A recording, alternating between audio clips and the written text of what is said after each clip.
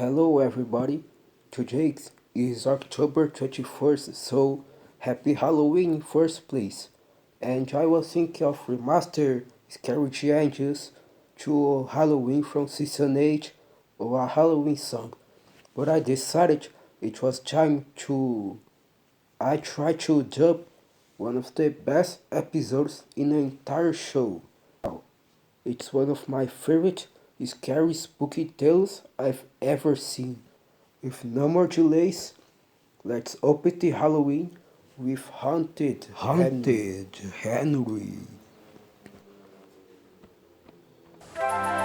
It was a moonlit night.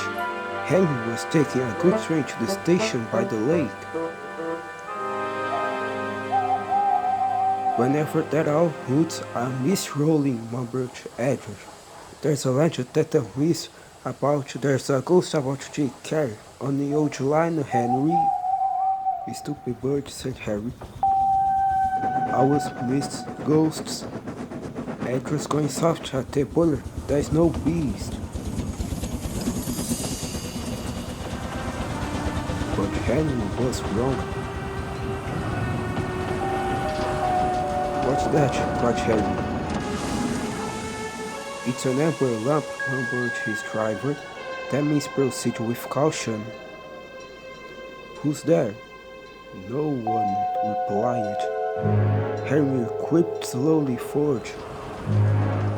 He stopped by a tree.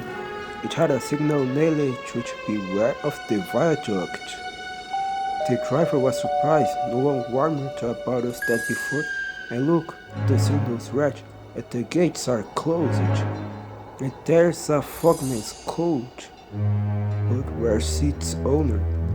Then they saw a light move within the station building.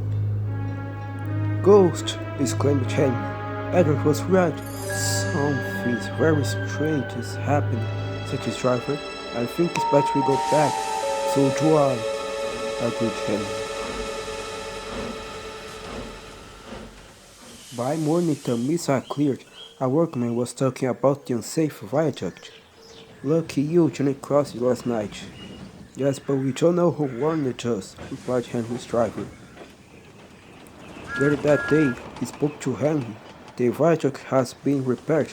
We can check our train back along the old line tonight. Henry really didn't want to. But when nightfall came, he was sizzling nicely. Suddenly, an owl hooted, and they got thundered by.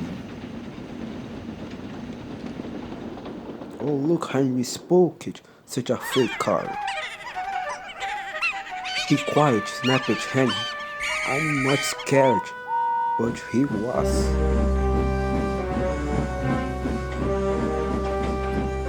A little later, the fog came in town. As they approached the same area, they saw the umbrella again.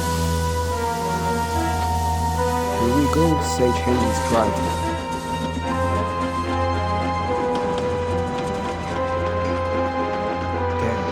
Unknown to Henry, the gates mysteriously closed by themselves, and the signal went red. The freight cars had seen everything, and they were spooked. Faster, faster, there's a girl about. Stop, yelled Henry. A mysterious figure watched Henry go by ahead. It was a landslide, blocking the line. Henry broke at heart, but the freight car seemed some of the rubber and plunged into the ravine.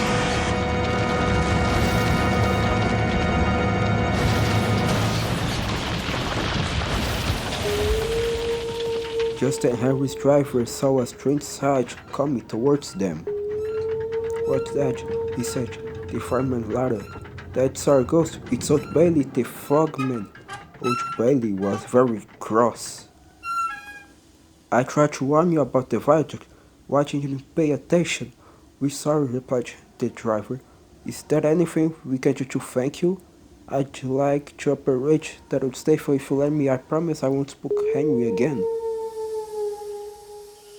And in a little while, Old Bailey's wish was granted you, and your station will be really useful, said Sir Tucker. Let's hear a hearty thank you to the friendliest ghost on the island. Everyone cheered, especially Henry, who was the happiest of all.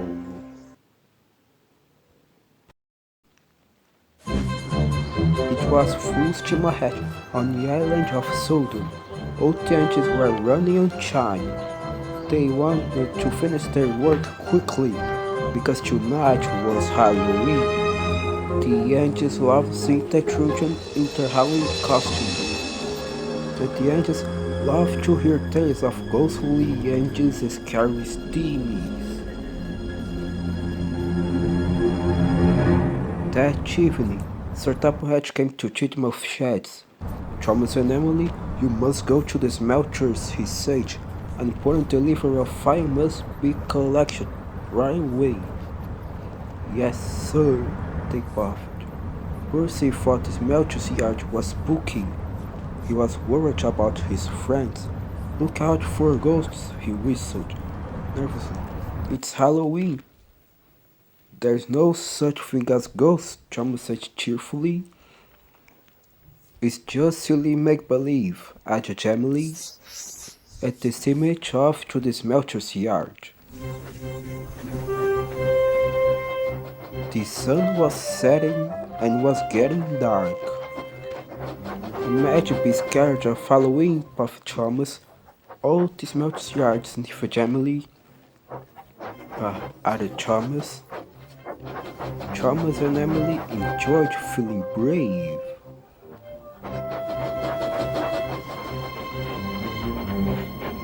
But when they got to the smelters, it was very spooky.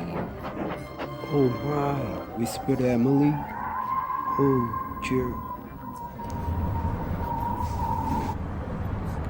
They slowly puffed through the piles of dragon steel and twisted scrap. The air grew hotter, and the smoke grew thicker. Harry and Bert were looking nearby. The two Jesus saw the chance to scare a couple of teens. When Thomas and Emily rode by, they moved and groaned. It sounds spooky. What was that? Snapped Emily. You said there was no such thing as ghosts. Silly make-believe, you said, gasped Thomas. Suddenly, a truck began to shudder and shake.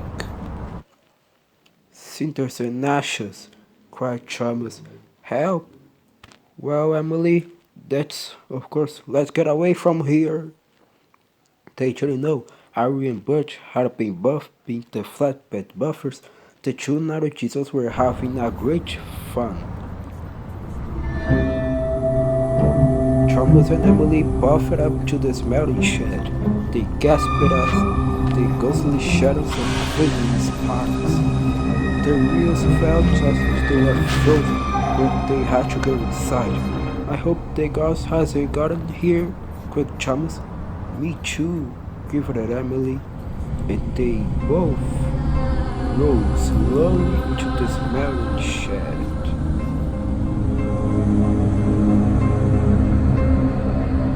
Inside, Shay's clank and straight shadows danced across the walls.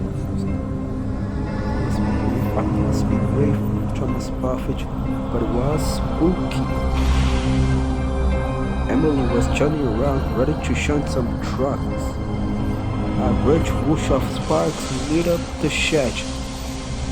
My buffers, cried Emily. Emily was scared. She didn't notice that the hutch water bullet fell, covering her funnel to floodwood. The ghost, it's got me!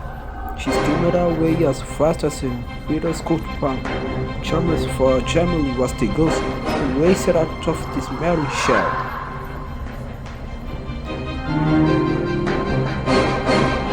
The ghost after me!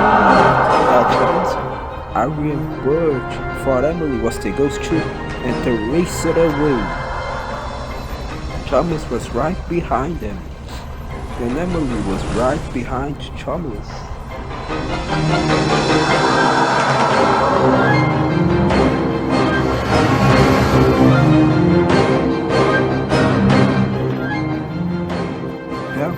Emily cried. The ghost got me. Thomas and Emily raced towards Jimmy Sheds. And Jimmy Sheds was quiet and peaceful. All the angels were fast asleep. Thomas' whistle soon woke them up. It's Thomas, cried Percy. Something must be wrong. Suddenly, they saw Thomas, Harry, and Bert racing to the yard. Stop! Percy cried. Harry, Bert, and Thomas applied their brakes just in time. The ghost is after us, whistled Thomas. Percy was scared, but just then Emily raced under a signal, and the tarpaulin flew off. That's no ghost, said Percy. That's Emily. The angels didn't feel scared anymore, but they did feel foolish. Sir Topham had arrived in his pajamas. What his jaw did flush and bother he Bloom.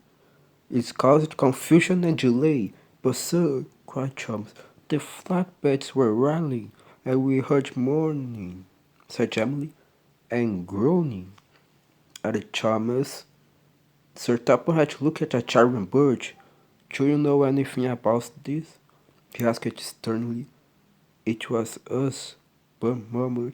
For your punishment, you will go back and collect the iron at once, said Sir Topham. Yes, sir, said Jerry, and they rumbled away.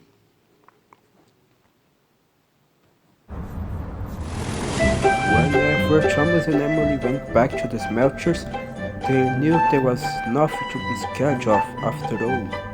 There is no such thing as ghosts. It was all silly make-believe.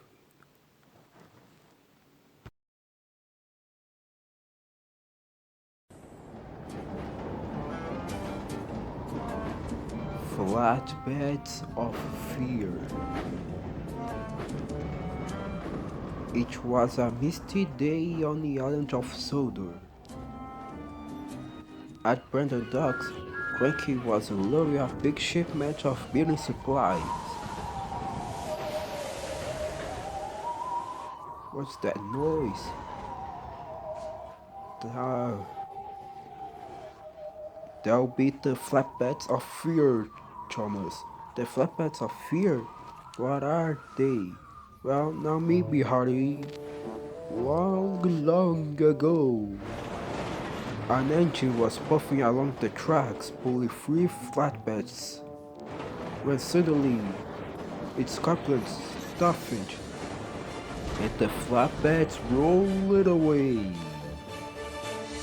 Now, the flatbeds roll on the rails while whistling and are wailing, looking for an engine to couple up to.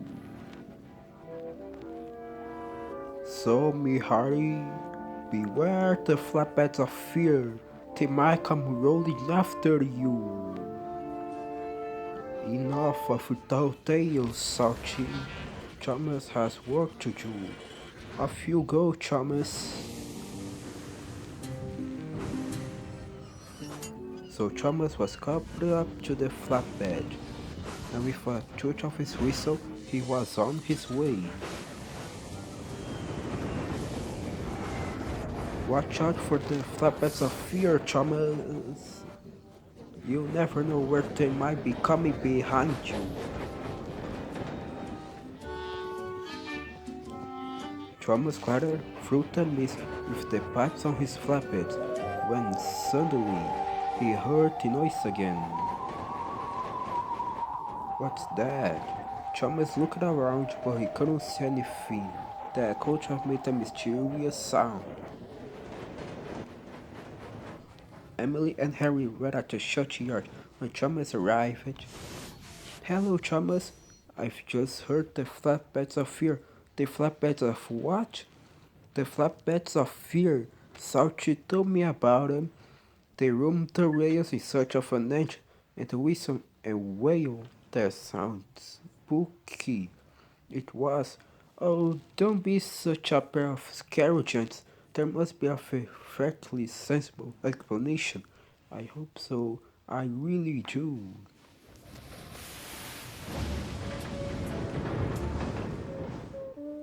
Next morning, Henry was sent to pick up the pipes from the shunting yard and take them to Vicar's town.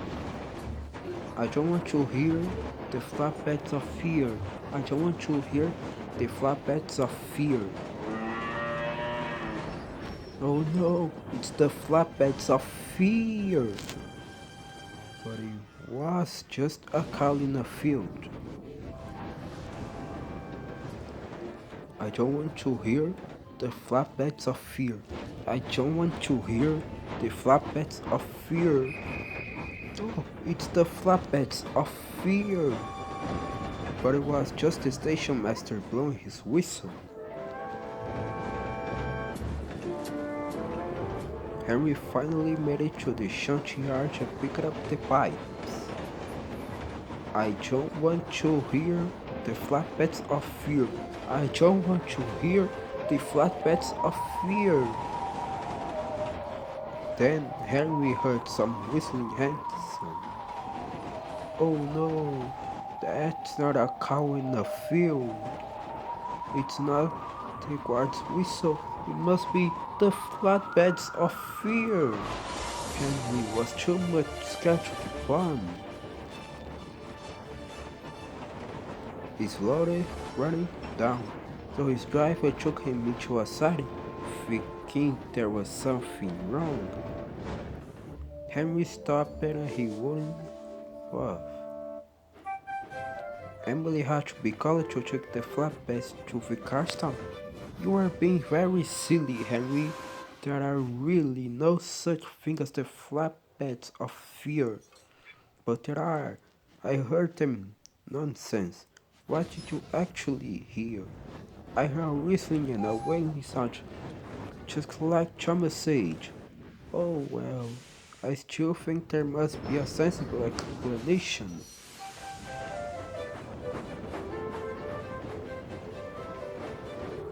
Then Emily heard something too. What's that noise? Thomas, are you playing a trick on me? But Emily couldn't see Thomas anywhere. Henry, is that you? There was no sign of Henry. Emily puffed away as fast as she could, but the whistling and wailing was right behind her. Oh no, maybe that isn't a sensible explanation. Maybe it really is the flappets of fear. Emily puffed faster and faster, trying to get away from the flatbeds of fear. Then there was trouble. Emily took a turn too fast. The pipes came loose and rolled up the flatbed. Bubbling boilers. At least I can hear the flatbeds of fear anymore. They must have gone away after another engine. Rocky had to be called to help load the spilled pipes into the flatbeds again.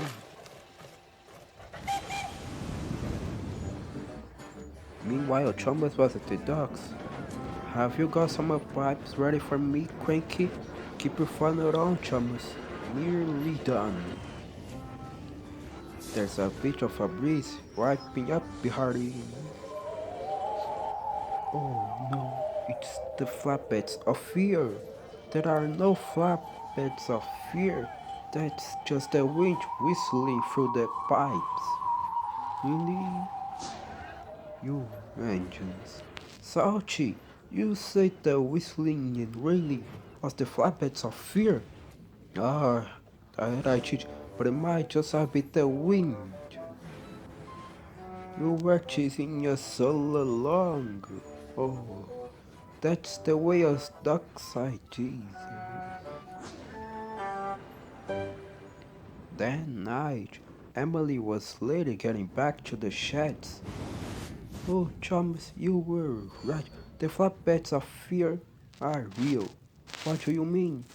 You're the one who was right. There was a sensible explanation. Really? But I heard the sound. I keep following me and... What explanation? It was one of Salty's tall tales. There was noise was just the wind blowing through the pipes. Wind blowing through the pipes?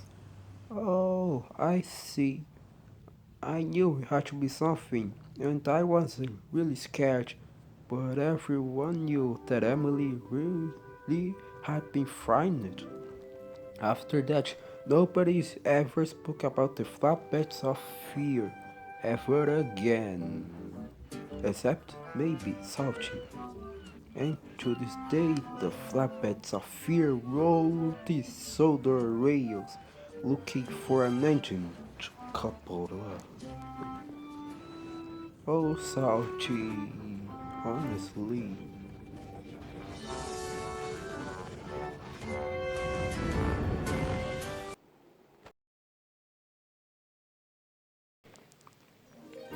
Stepney the Bluebell Engine works closely with his friend Rusty. One day Sartapa came to see him. Rusty tells me you're in need of a change, so I want you to help Chubby Mavis in the quarry. Oh, thank you, sir, said Stepney. Shall be away long just today, but please be careful. It's easy to get lost up there, so be back before dark. We will, said his driver. Stepney soon arrived at the quarry. We're glad you're here to help us, said Toby. Are these my cars? Asked Stepney. Only some there. This mass is more the silence, replied Mavis. The more, the better. Stepney was really enjoying himself. The dustier he became, the harder he worked. Mavis and Toby were impressed. Then the foreman spoke to his driver. We have a nice special to take to the building site at the new branch. Do you want to put the train? Yes, please, said the driver. But he should have asked Sir Topham first. Night came. Be careful, Stepney, advised Toby. I will. And thank you for a lovely day. I hope I can come back again.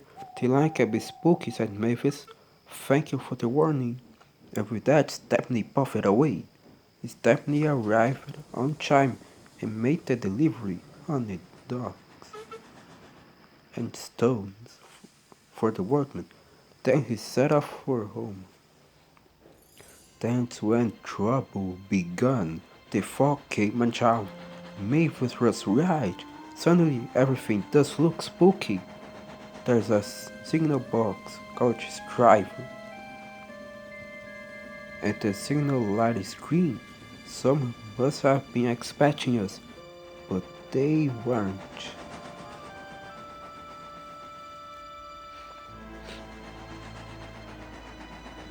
The bullets had been sailing to the wrong direction, but Stepney didn't realize this. Home, here we come. Then they approached an unknown area. The driver made a decision. It's best if we rest until the fog clears. What are those strange sounds? Wondered Stepney. Then the fog slowly lifted. Oh no! We're in a scrapyard! His driver and the fireman went for help.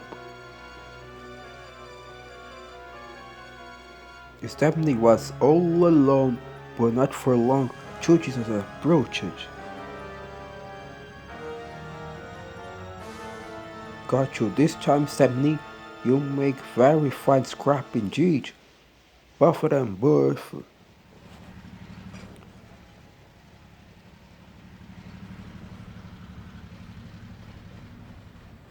The diesel took him to a large smelter shed.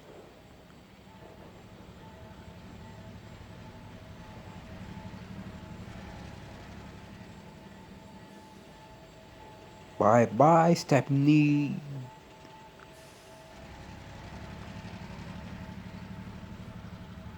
Stepney looked up above him. Was a huge grabber. This sign is not for scrapping. The grabber wasn't listening.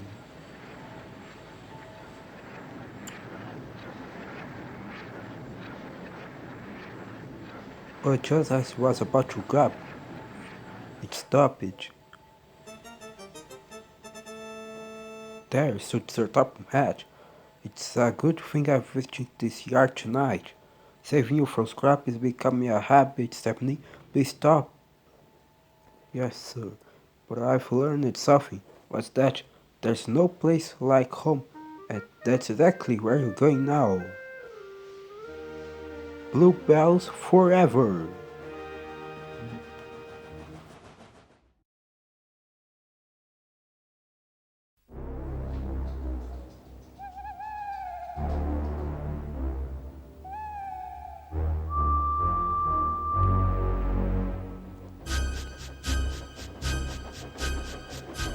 And everywhere on the ditch of the exit, it runs again, and so on to the others, plunging into the gap, shit like a lost soul. Percy, what are you talking about? The ghost train. Driver saw it last night. Where? Asked Thomas and Toby. I didn't say. Oh, it makes my wheels wobble to think of it. Huh, said Thomas. You're just a silly little engine. I'm not scared.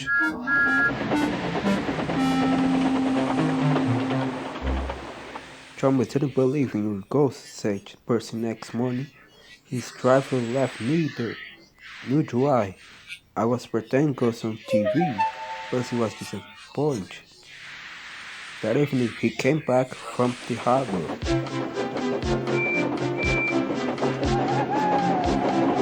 Percy knew where he was, even in the dark. Close from cause we shall be alone now. The lights running at night.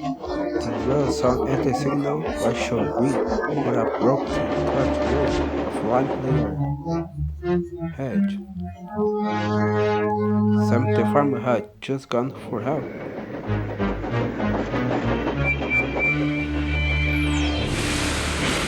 Percy broke the car to smithereens. Line flew everywhere. He puffed quickly to the nearest signal box. Percy's driver explained what happened.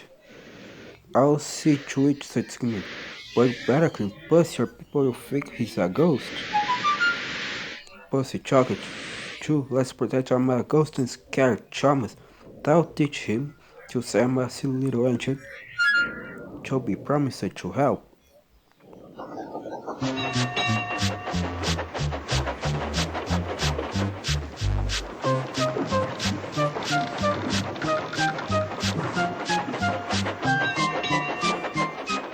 Thomas had been up for his evening train. Percy had an accident, cried Toby. Poor engine, said Thomas. Moderation, that means I'll be late. They've cleared the line for you, but there's something worse. Out of it, Toby, I can't wait evening. I just seen something, said Toby. It looked like Percy's ghost. It said it was coming here to warn us. Huh? Who cares? Don't be frightened, Toby. I'll take care of you.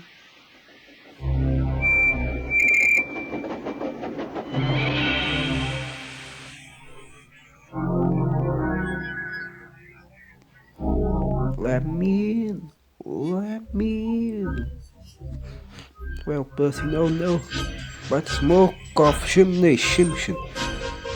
I'll hop and I'll puff and I'll break your door in. Oh dear, exclaimed Thomas. It's getting late. Oh, I had no idea. I must find General Carabao. It was morning when Thomas returned. Where have you been? Asked Toby. Oh well, said Thomas. I knew you'd be sad about this, and I don't like to intrude, except in a good chat and... Oh, sorry, can't stop. Gotta see a coach about a train.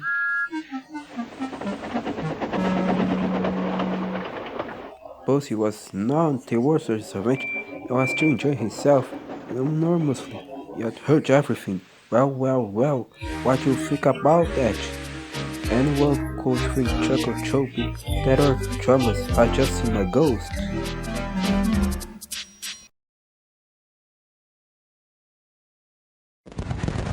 The angels on the island of Sodor look forward for Halloween. They love the top hats, fireworks, and the children dressing up as wizards, witches. They also love Edward's spooky stories. They say that on Halloween, the ghost angel returns to the smelters looking for his lost whistle. Ah, spooky, say Jenkins, while shivering a little. Later, Sir Topper arrived.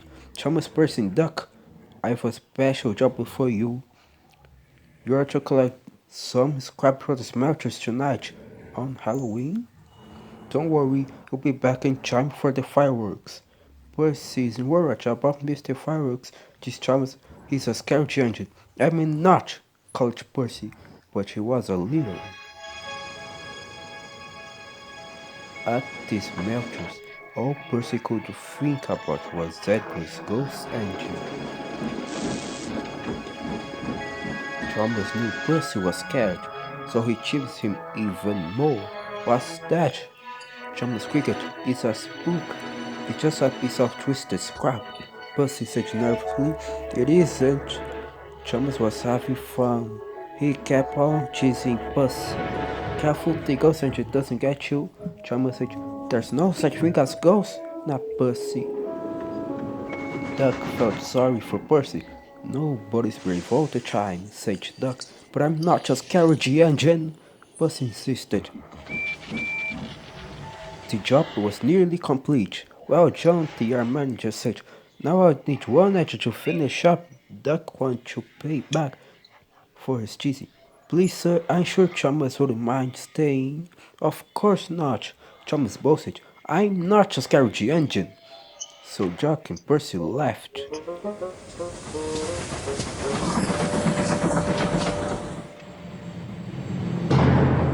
When Thomas was by himself, every sound and every shadow was spooky. He was beginning to feel very scared. There's no such thing as ghosts, he said. Who's there? Thomas was so busy looking for a ghost, he didn't watch where he was going.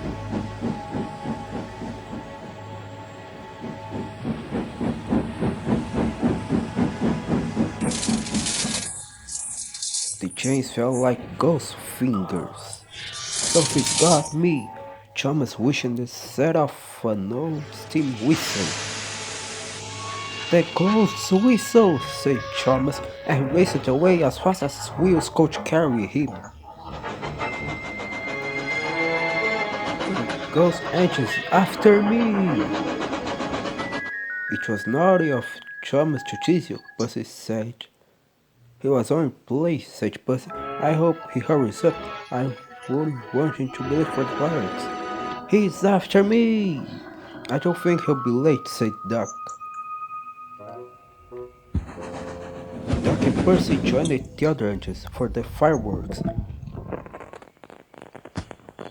Where's Thomas? Asked Percy. He'll miss out the fun. It wouldn't serve him right after all his cheating, Duck said. But Percy was worried. He went to look for his friend.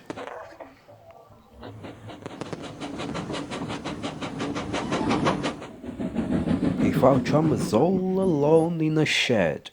Are you alright, Thomas? He said. Yes, I'm sorry I cheated you, Percy, said Thomas.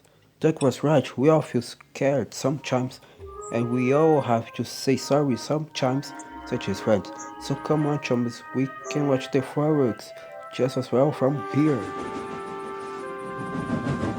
And he was right.